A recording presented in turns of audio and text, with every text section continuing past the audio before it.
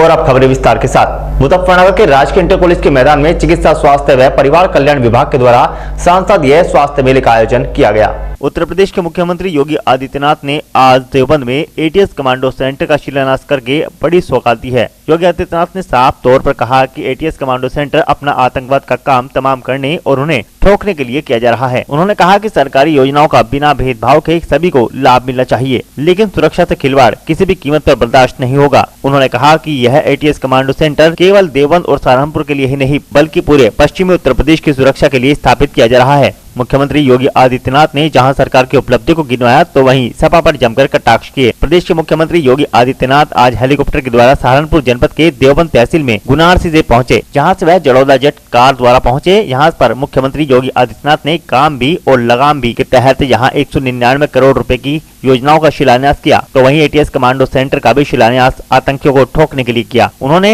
ATS commando centre का button दबाकर शिलान्यास किया। इसी के साथ 199 करोड़ की विकास योजनाओं का भी शिलान्यास और लोकार्पण किया गया। उन्होंने कहा कि उनकी मंशा रही है काम भी और लगाम भी। एटीएस कमांडो सेंटर से आतंकवाद को नेस्तो नाबूद किया जाएगा। उन्होंने कहा कि एटीएस ने बहुत अच्छे काम किए हैं। पिछली सरकार में भी आतंकी हमले होते थे। सपा गिरगिट के जैसे रंग बदल रही है और ऐसे गिरगिट भी शर्मा जाए।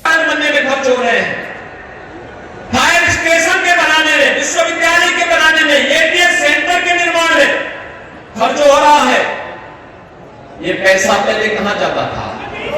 निकल दे रहे हैं। एक सप्ताह पहले आपने देखा होगा हमें जेसीबी से दीवार तोड़ करके नोट की कट्टी निकालनी पड़ी।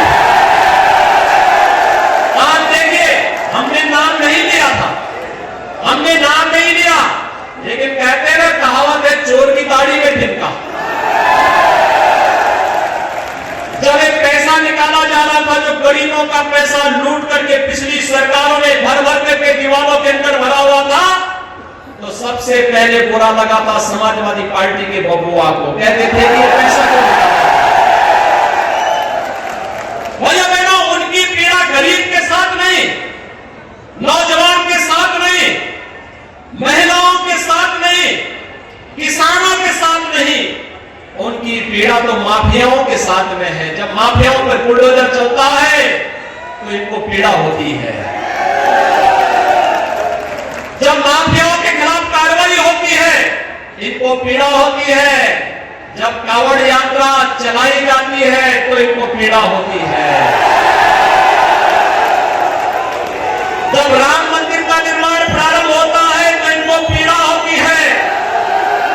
जब भाइयों बहनों मथुरा वृंदावन में भगवान कृष्ण की जन्मभूमि पर निर्माण के कार्य युद्ध स्तर पर आगे बढ़ते तो इनको पीड़ा होती है। लेकिन हमारी सरकार जो कहती है सो करके दिखाती भी है। आपने देखा होगा हमने जो कहा सो करके दिखा दिया। सबका साथ और सबके विकास का मंत्र प्रधानमंत्री मोदी जी ने दिया था। हमने गांव के लिए, गरीब के लिए, किसान के लिए, नौजवान के लिए, महिलाओं के लिए, सबके लिए विकास की योजनाओं को प्रमुखता के साथ आगे बढ़ाने का कार्य तो किया ही, सुरक्षा का भी कार्य मजबूती के साथ आगे बढ़ाया, विकास की बड़ी बड़ी परियोजनाओं को आगे बढ़ाया और भाइयों बहनों आस्था का भी सम्मान किया। मैं पूछना चाहता हूं, क्या अयोध्या में राम जन्मभूमि पर भगवान राम के भव्य मंदिर का निर्माण क्या समाजवादी पार्टी कराती? आपको विश्वास हो रहा है क्या? अरे जो राम भक्तों पर गोलियां चलाते थे क्या वे राम मंदिर का निर्माण करते? लेकिन आपकी ताकत ने आज उनको नाक रगड़ने के लिए मजबूर कर दिया। आज तो कह रहे हैं ना, आज तो उनको भी कहने के लिए मजबूर होना पड़ रहा है ना। और नहीं तो पहले क्या बोलते थे कि परिंदा भी पर नहीं मार सकता, बोलते थे ना, परिंदा भी पर नहीं मार सकता। जब बेटियों के साथ छेड़छाड़ होती थी तो क्या कहते थे? गलती हो जाती है, नहीं बोलते थे ना। अब तो गलती नहीं होती ना, अब तो कार्रवाई होती है ना। भाइयों बहनों, बस यही याद दिलाने के बाद आए हैं। ये एटीएस सेंटर न केवल देवबंद और सहारनपुर के लिए बल्कि से उत्तर प्रदेश की सुरक्षा का एक मजबूत आधार बनेगा और सरकार की पूरी प्राथमिकता है, पूरी प्रतिबद्धता है, सुरक्षा के साथ कोई खिलवाड़ किसी को नहीं करने देंगे। विकास प्राथमिकता है, शासन की योजनाओं का लाभ हर गांव, हर गरीब को मिलना चाहिए, बिना भेदभाव के मिलना चाहिए, लेकिन साथ साथ सबको सुरक्षा, बिना भेदभाव की सुरक्षा देने के लिए भी सरकार पूरी तरह संकल्पित है। और आज यहाँ 200 करोड़ रुपए की परियोजनाओं का जो लोकार्पण यहाँ पर किया जा रहा है, इन लोकार्पण कार्यक्रमों के साथ प्रदेश के दर्जनों, लगभग 2 दर्जन से अधिक हम लोगों ने फायर स्टेशन के भी लोकार्पण के कार्यक्रम को आज यहाँ पर संपन्न किया है। मैं उन सभी जनप्रतिनिधियों को इसके लिए बधाई देता हूँ जिनके यहाँ पर ये फायर स्टेशन के कार्यक्रम संपन्न हुए हैं। और साथ साथ भाइयों बहनों, मैं इस एटीएस सेंटर के लिए कुंवर ब्रजेश सिंह जी को, यहाँ के माननीय सांसद जी को, यहाँ के हमारे पूर्व सांसद के साथ साथ हमारे जितने भी यहाँ के विधायकगण हैं, जनप्रतिनिधिगण हैं, उन सभी को मैं हृदय से इसके लिए धन्यवाद देता हूं कि उन्होंने विकास के कार्यक्रमों को आगे बढ़ाने के लिए अपना योगदान किया है। आप सबको मैं इन योजनाओं के लिए अपनी मंगल में शुभकामनाएं देता हूं और विश्वास करता हूं कि योजनाएं आप सबके लिए फलीभूत होंगी। इस विश्वास के साथ मैं आप सबके प्रति अपनी शुभकामनाएं देते हुए वाणी को देता हूं। विराम। जय जय श्री राम, जय श्री राम, जय जय श्री राम, जय श्री राम, जय जय श्री राम। हम मेरे बात कार्य करेंगे। जीरो टॉलरेंस, पहली बार आपने देखा होगा 5 साल होने जा रहे हैं और प्रदेश में कोई दंगा नहीं, क्योंकि दंगाइयों को मालूम है दंगा करेंगे तो 7 पीढ़ियां भरते भरते थक जाएंगी, लेकिन भरपाई नहीं होगी। और इसीलिए दंगाई भी आज समझ गए हैं और जो गरीबों की संपत्ति पर, व्यापारियों की संपत्ति पर, सार्वजनिक संपत्तियों पर कब्जा करते थे, वे भी अब भूल गए। उनको मालूम है, उनको भी मालूम है, अगर हम सार्वजनिक संपत्ति पर कब्जा करेंगे, अवैध खनन का कार्य करेंगे, अवैध वन कटान का कार्य करेंगे, तो सरकार का बुलडोजर उनके भवनों पर चलने के लिए तैयार है। बेटियों की सुरक्षा के लिए जो लोग खतरा बने हुए थे, उनको भी मालूम है अब बेटियों की सुरक्षा के लिए खतरा बनेंगे तो उसके बाद क्या हाल होने जा रहा है। और भाइयों बहनों, इसीलिए यहां पर आपने देखा होगा यही लोग जो केराना का पलायन कराते थे, आज वही लोग सब्जी बेचने के लिए और ठेला लगाने के लिए मजबूर हो गए हैं। ये सरकार की अनहोती है। पहले की सरकार इन दंगाइयों को मुख्यमंत्री आवास पे बुलाती थी, गले लगाती थी, सम्मानित करती थी। अब मुख्यमंत्री आवास से आदेश पारित होते हैं कि बेटियों की सुरक्षा के लिए खतरा बने हुए तत्वों के लिए पुलिस ऐसा कार्रवाई करे कि इनको आने वाली कई पीढ़ियां अपराध की दुनिया से इनके बाहर हो जाए। भाइयों बहनों, ये बदलाव आपको दिखाई दे रहा होगा। आपने देखा प्रदेश को बदलते हुए। पहले कोई एटीएस के बारे में, एसटीएफ के बारे में, अपराध नियंत्रण के बारे में चर्चा ही नहीं करता था। पहले इन पर चर्चा ही नहीं होती थी।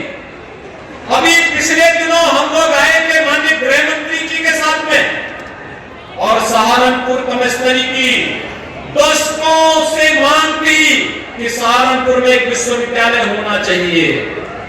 हम लोगों ने विश्वविद्यालय दे दिया ना, अब कुलपति की भी नियुक्ति हो गई है और कुलपति की नियुक्ति के साथ नया विश्वविद्यालय इस सत्र में आपका प्रारंभ हो जाएगा और विश्वविद्यालय चलेगा तो अब मां शाकंभरी के नाम पर ही देश और दुनिया में यहाँ की बिजली जाएगी। मां शाकंभरी का नाम जहां जहां जाएगा, सहारनपुर का नाम भी वहां वहां जाएगा, क्योंकि सहारनपुर यहाँ के किसानों ने, यहाँ के नौजवानों ने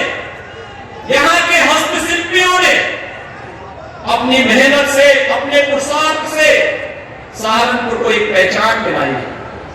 पहले की सरकारों के लिए सहारनपुर दूर होता था।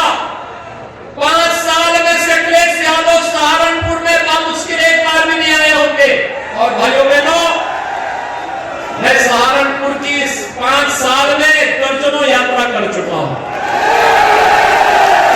क्योंकि मेरे लिए जितना लखनऊ वैसे ही सहारनपुर। और इसीलिए भाइयों बहनों, आज इन सभी योजनाओं का सौगात देने के लिए मैं विशेष रूप से यहां पर आया हूं, आपको आश्वस्त करने के लिए।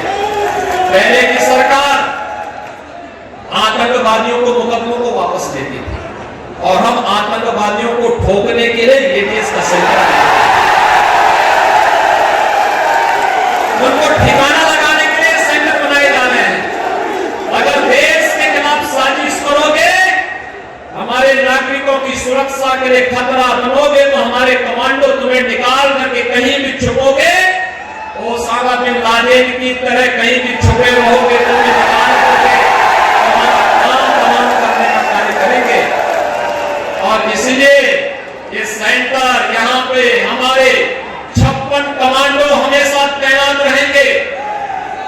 कहीं भी आसपास के क्षेत्र में कोई हरकत हुई नहीं, दिन में, रात में, सुबह, शाम हर समय तैयार रहेंगे और फिर उनका काम तमाम करने के लिए कुछ ही मिनटों में भाइयों बहनों, ये विकास पहले भी हो सकता था, ये काम पहले भी हो सकता था, विश्वविद्यालय पहले भी बन सकता था। पिछली सरकार क्या कर रही थी? समाजवादी पार्टी की सरकार थी। और सहारनपुर मेडिकल कॉलेज जो मान्यवर कांसीराम जी के नाम पर था, उसका नामकरण ही उसने बदल दिया। लखनऊ में भाषा विश्वविद्यालय था कांसीराम जी के नाम पर, समाजवादी पार्टी ने उसका नाम भी बदल दिया। भाषा विश्वविद्यालय का नाम दूसरा कर दिया, नाम ही बदल दिया। बाबा साहब भीमराव अम्बेडकर के नाम पर बने हुए स्मारक को तोड़ने की धमकी दे रही थी सपा की सरकार। भाइयों बहनों, हमारी सरकार ने बाबा साहब भीमराव अम्बेडकर का भरपूर सम्मान किया। प्रधानमंत्री मोदी जी ने बाबा साहब भीमराव अम्बेडकर के जुड़े हुए 5 स्थलों को पंचतीर्थ के रूप में विकसित किया। हम लोग वाराणसी में संत रविदास जी के जन्मभूमि पर भव्य स्मारक और पर्यटन विकास की योजनाओं को आगे बढ़ाने का कार्य कर रहे हैं। एक कमांडो फोर्स भी आतंकवाद को नेस्तनाबूद करने के लिए तैयार है। पिछली सरकारों के द्वारा आग लगाई जाती थी और यह सरकार समृद्धि के लिए आग बुझाने का कार्य करके फायर टेंडर की स्थापना कर रही है। आज हम यहाँ पे दर्जनों प्रदेश भर में फैले नए फायर स्टेशन का भी आज यहाँ पर हम लोग लोकार्पण कर रहे हैं। और साथ ही जब सहारनपुर में आए हैं तो सहारनपुर के अनेक विकास की परियोजनाओं का लोकार्पण और शिलान्यास का कार्यक्रम भी यहाँ पर संपन्न हो रहा है। मैं इन सभी कार्यक्रमों के लिए सबसे पहले अपने युवा साथियों को टैबलेट और स्मार्टफोन प्राप्त होने पर हृदय से बधाई देता हूं। कितने युवा साथियों को टैबलेट और स्मार्टफोन मिला है? थोड़ा अपना हाथ खड़ा करें। इन युवा साथियों के लिए एक बार थोड़ा जोरदार करतब ध्वनि से इनका स्वागत करो। भाइयों बहनों, ये जो हमारी युवा ऊर्जा है, ये युवा ऊर्जा देश की ऊर्जा है। पहले इस युवा ऊर्जा के सामने पहचान का संकट था और इस समय यह युवा ऊर्जा न केवल कोरोना जैसी महामारी के दौरान भी ऑनलाइन एजुकेशन के साथ साथ ऑनलाइन एग्जामिनेशन और कंपटीशन की तैयारी के लिए अपने को सदैव तैयार कर सके, इसके लिए सरकार ने आज इन्हें टैबलेट और स्मार्टफोन के साथ जोड़ने का निर्णय किया है। 1 करोड़ युवाओं को प्रदेश के अंदर टैबलेट और स्मार्टफोन से लाभान्वित करेंगे। वे युवा मेडिकल वाले होंगे, नर्सिंग वाले, पैरामेडिकल वाले, या फिर फार्मेसी, इंजीनियरिंग से जुड़े हुए होंगे, विश्वविद्यालय और महाविद्यालयों से, पॉलिटेक्निक से, ITI से, उन सभी युवाओं को, 1 करोड़ युवाओं को टैबलेट अथवा स्मार्टफोन देंगे ही नहीं, बल्कि किसी भी युवा के सामने ये संकट न होने पाए कि माँ बाप अगर उन्हें टैबलेट के लिए होने वाले खर्चे के लिए, यानी अगर महीने में जो जितना उसने उपयोग किया है उसके लिए भी धनराशि अगर परिवार के पास नहीं, तो 1 करोड़ युवाओं के लिए डिजिटल एक्सेस की व्यवस्था अच्छे कंटेंट के साथ राज्य सरकार देने जा रही है। कोई परेशानी न हो। उत्तर प्रदेश का युवा भी वह केवल एक युवा ही नहीं दिखेगा, स्मार्ट युवा दिखेगा, और स्मार्ट युवा के लिए आज मैं सहारनपुर कमिश्नरी से जुड़े हुए सभी युवाओं को भी हृदय से बधाई देता हूं, इन्हें अपनी शुभकामनाएं देता हूं। भाइयों बहनों, यहां पर हम लोगों ने आज APS के एक सेंटर का शिलान्यास किया है।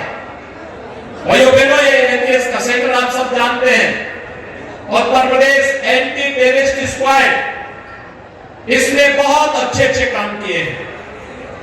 आपने देखा होगा पहले की सरकारों में आतंकी हमले होते थे, कभी राम जन्मभूमि पर, कभी काशी के संकट मोचन मंदिर पर, कहीं लखनऊ की कचहरी पर, कभी काशी की कचहरी पर, कहीं पर रामपुर के CISF के सेंटर पर, ये लगातार आतंकी हमले होते थे। और आतंकवादी भी गिरगिट के तरह कैसे रंग बदलते थे, वैसे ही जैसे आज समाजवादी पार्टी के बबुआ भी अब बोल रहे हैं ना, आपने देखा होगा उनके वक्तव्य क्या आ रहे हैं। आज वो भी बोल रहे हैं कि अगर उनकी सरकार होती तो वो भी राम मंदिर का निर्माण करा देते।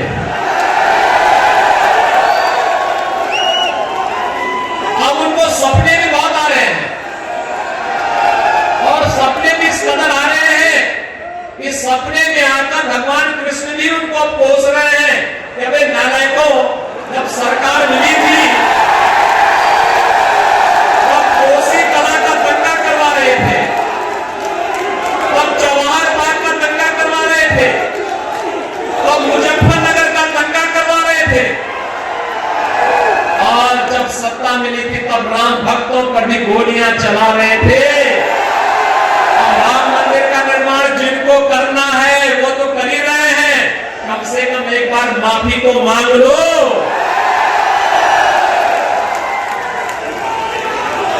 भाइयों बहनों, आपने देखा होगा रंग बदलने में माहिर इन लोगों को आज देख करके गिरगिट भी शर्मा जाएगा कि वास्तव में अब तक तो उसको ही ये उपलब्धि हासिल थी कि वह समय के अनुरूप अपना रंग बदल देता था, लेकिन अपनी बोली भाषा में विपक्ष के नेता कैसे अपना रंग और रूप बदल दे रहे हैं। आज किसी को राम मंदिर की याद आ रही है, किसी को भगवान कृष्ण की याद आ रही है, लेकिन जब सत्ता मिली थी तब तो पूरे प्रदेश को इन्होंने बेगाना बना दिया था। और वक्त हो चला आपसे विदा लेने का। कल फिर होंगे हाजिर कुछ और नई खबरों के साथ, तब तक के लिए नमस्कार।